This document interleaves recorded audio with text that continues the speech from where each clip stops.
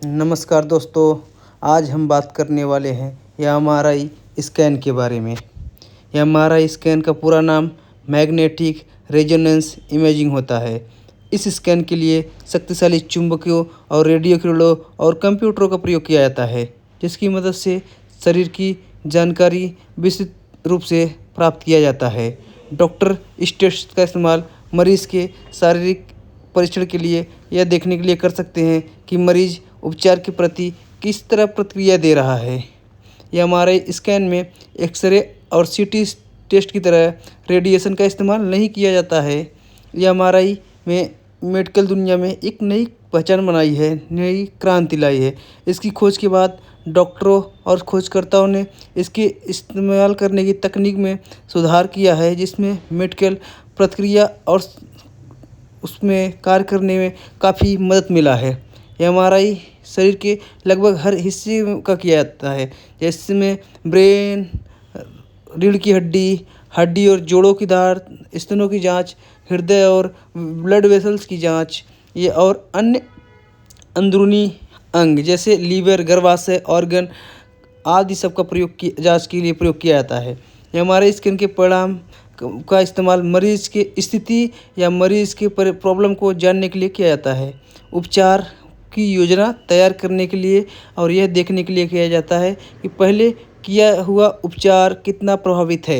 MRI scan से पहले क्या करना चाहिए? एमआरआई स्कैन करवाने के लिए मरीज़ को थोड़ी बहुत तैयारी करने की ज़रूरत पड़ सकती है। अस्पताल में जाने के बाद डॉक्टर मरीज़ को कपड़े बदलने के लिए कह सकते हैं, क्योंकि एमआरआई टेस्ट में चुंबकीय शक्ति का प्रयोग किया जाता है। इसमें यह ज़रूरी है कि स्कैन कराए जाने वाले हिस्से के अंदर कोई भी किसी प्रकार की धातु का वस्तु ना हो। इसलिए एमआरआई करने से पहले मरीज़ के किसी भी प्रकार के धातु पहनने या लगे होने को उतारने के लिए कहा जाता है। एमआरआई स्कैन में अत्यधिक शक्तिशाली चुंबक का उपयोग किया जाता है, इसलिए जिन लोगों के अंदरूनी या शारीरिक अंग बदले हुए हैं उनका एमआरआई स्कैन नहीं किया जा सकता है। ऐसा इसलिए होता है क्योंकि शक्तिशाली चुंबकीय शक्ति शरीर में लगे मेडिकल उपकरणों को बेकार कर सकती है या उसे कार्य करने से प्रभावित कर सकती है, क्योंकि इनमें धातु हो सकता है। इसलिए अगर मरीज़ के शरीर के अंदर कोई भी अंग का प्रत्यारोपण हुआ है तो स्कैन क्षेत्र में जाने से पहले उन्हें डॉक्टरों को एक बार सलाह ज़रूर लें।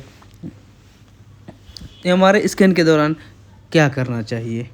एमआरआई स्कैन के दौरान हमें मरीज़ की बाँह की नस में एक विशेष कॉन्ट्रास्ट या डाई का यूज़ करते हैं।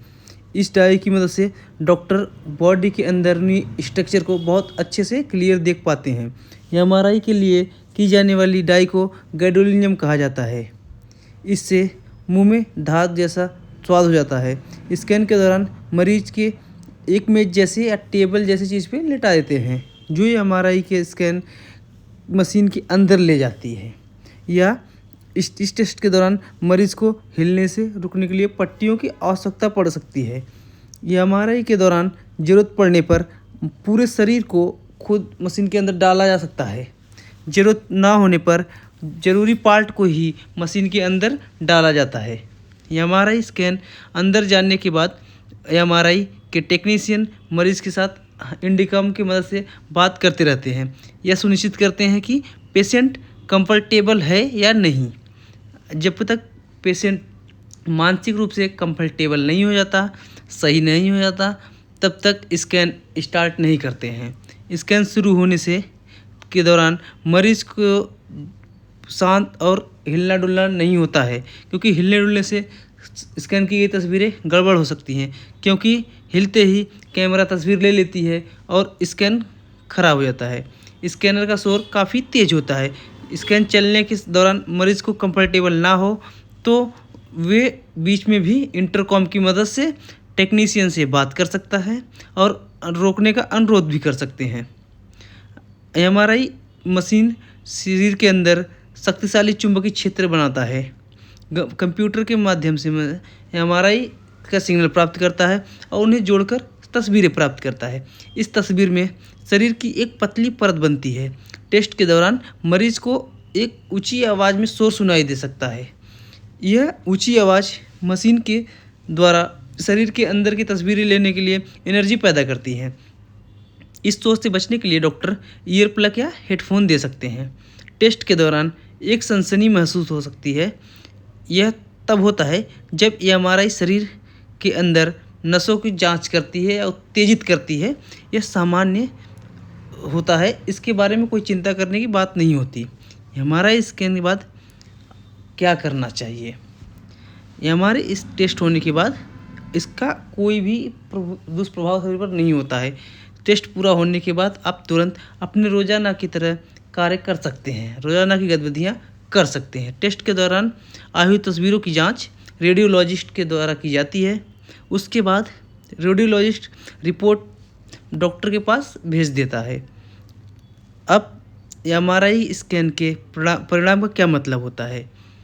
एक विशेष प्रशिक्षित डॉक्टर, जिसे रेडियोलॉजिस्ट कहा जाता है, वह रिपोर्ट के रिजल्ट को पढ़ता है और उसे उस संबंधित डॉक्टर के पास भेज देता है और उसके बाद डॉक्टर मरीज़ को जांच रिपोर्ट का रिजल्ट समझाता है और आगे क्या करना है उसकी जानकारी मरीज़ को देता है।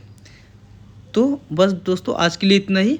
अगर ये जानकारी अच्छी लगी हो तो वीडियो को लाइक करें, चैनल को सब्सक्राइब करें और शेयर भी करें।